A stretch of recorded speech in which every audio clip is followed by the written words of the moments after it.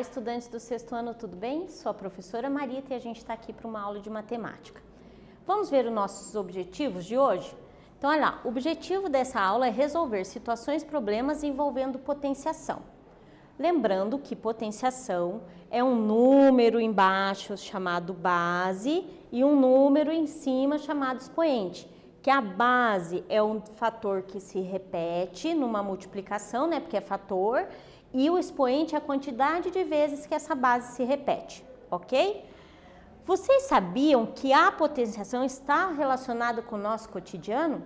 Exatamente, existem algumas situações do nosso cotidiano, do nosso dia a dia, que a gente pode resolver usando o pensamento de potenciação. E vamos lá. Vamos refletir a respeito do que dizem sobre o contágio da Covid-19. Isso é uma problemática, uma suposição. Uma pessoa está contaminada no primeiro dia. Essa pessoa contamina 3 pessoas. Cada pessoa aqui contamina mais 3. Então, no segundo dia, 3 pessoas. No terceiro dia, vai ter o quê? 3 para esse, 3 para esse, 3 para esse. 3 vezes 3 vezes 3. Vai ter o quê? Tem 9 pessoas, certo? 3 ao quadrado, no terceiro dia. E assim sucessivamente, ou seja, tem uma regularidade.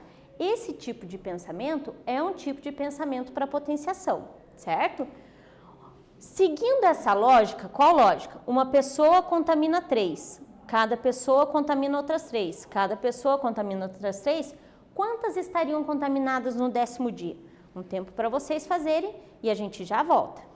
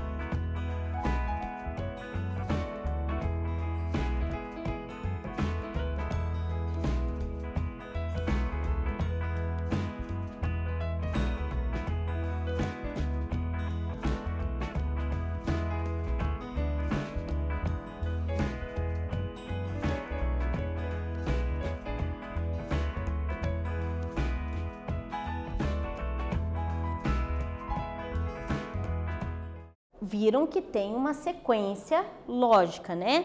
Que é o quê? No primeiro dia, uma pessoa. Então a quantidade de dias, porque eu quero no 10º dia, está relacionado com a potência. Qual potência? Potência de base 1, professora? Não. O que está acontecendo? Uma pessoa contamina 3. Então a minha base vai ser 3. Observa aqui, ó. 3 vezes e assim sucessivamente. Então, olha lá, no primeiro dia, aqui nos dias, né, organizei uma tabelinha, a quantidade de pessoas infectadas, então, para o primeiro dia, 1, para o segundo dia, 3, para o terceiro dia, 9, para o quarto dia, 27, e assim por diante. E eu relacionei com a potenciação. Então, por exemplo, o primeiro dia não tem uma potência de base 3, quer dizer, tem a potência de base 3, mas é como se fosse 3 elevado a 0, ele não tem nenhum fator 3, certo? Já no segundo dia, eu tenho um fator 3, então eu posso escrever como 3 elevado a 1, ok? No terceiro dia, tem 9 pessoas, que é 3 vezes 3, 3 ao quadrado. Então, eu posso dizer que o terceiro dia, essas 9, terceiro dia, 3 ao quadrado. Que relação eu posso estabelecer entre o expoente e o dia? Bom, se eu pensar aqui o segundo dia e aqui o meu expoente é 1, eu posso dizer que 2 menos 1, 1. No terceiro dia, 3 ao quadrado. Será que dá certo? 3 menos 1, 2. Tá dando certo. No quarto dia, o expoente é 3. 4 menos 1, 3. Então, isso se manteve. Essa lógica de cálculo se manteve. Então, o que a gente vai ver aqui, ó? Observando esse padrão, eu tenho a relação dos dias com a quantidade do expoente, certo? Muito bem. Seguindo este padrão, como que ficaria preenchido essa tabela com o 10º dia de infecção? Tempo para vocês e a gente já volta.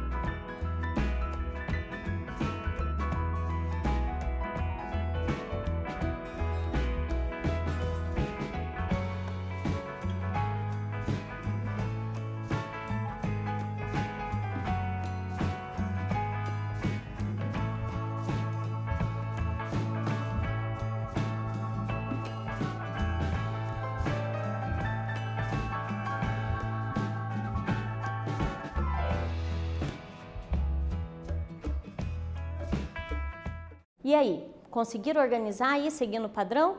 Olha lá, quinto dia, 5 menos 1, 4. E 3 elevado à quarta é 3 vezes 3 vezes 3 vezes 3, que dá 81. Olha lá, 3 vezes 3, 9, vezes 3, 27, vezes 3, 81, certo? Sexto dia, 3 elevado à quinta. Então, vai ficar 5 fatores 3, que vai dar 243. Sétimo dia, 3 elevado à sexta. Vão ficar 6 fatores 3, que dá 729. Oitavo dia vai ficar o quê? 8 menos 1, 7. 3 à sétima.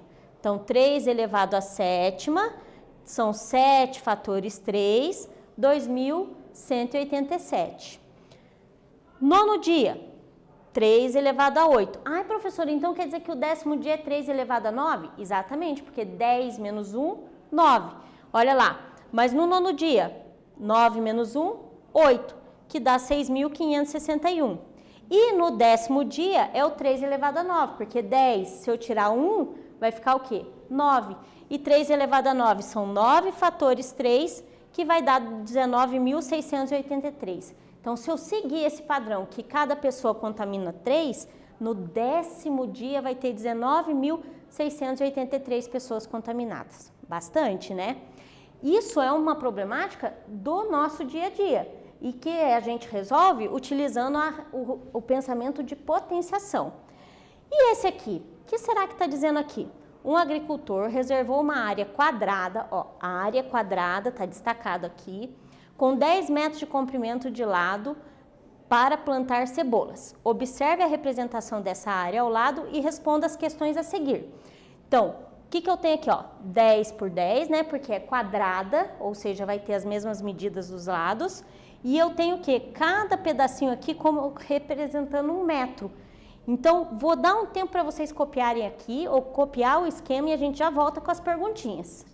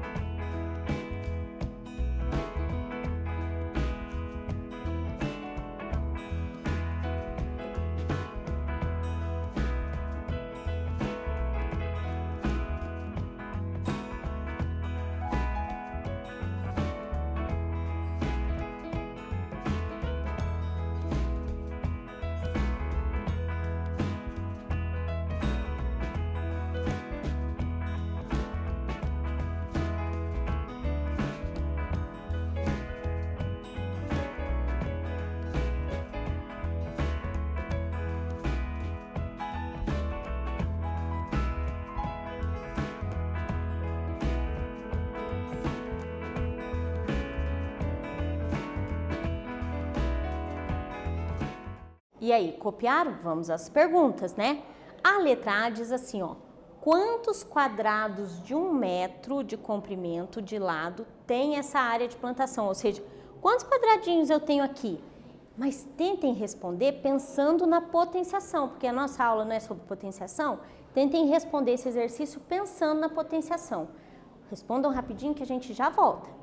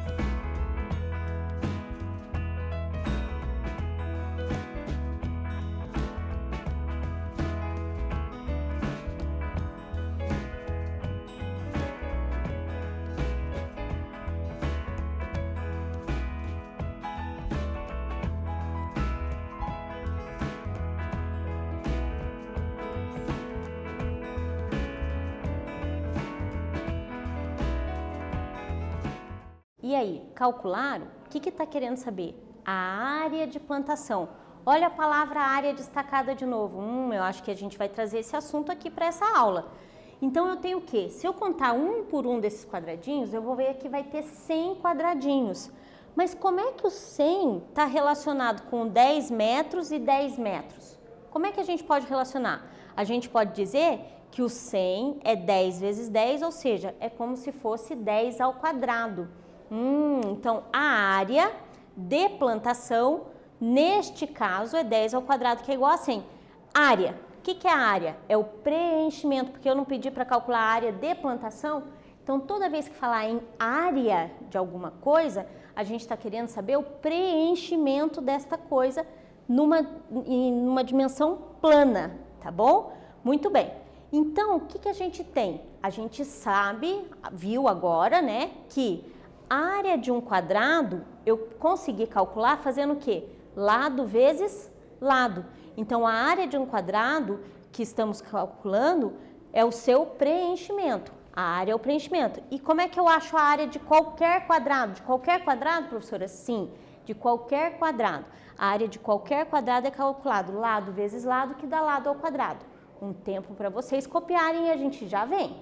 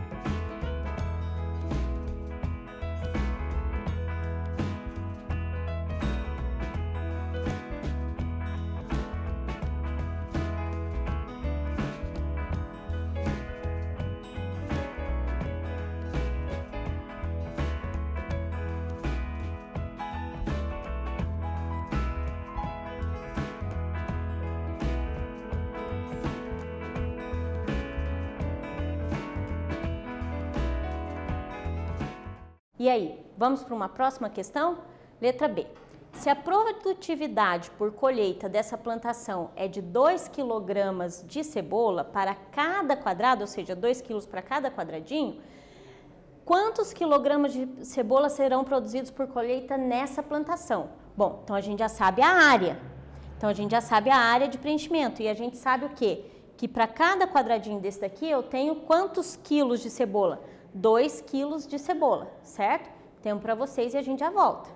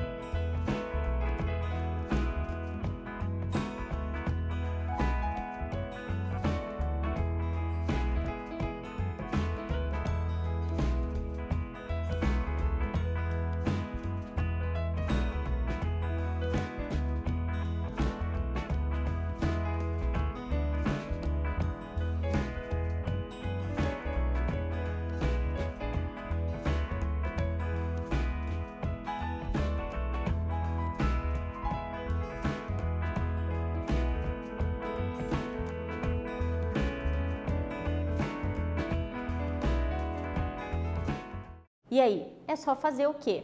2 vezes o 100, porque a gente não achou que a área de plantação é 100? 2 vezes o 100, 200 quilos. Tudo bem? Vamos a um desafio? Vamos desafiar aí, né? As figuras ao lado representam uma potenciação.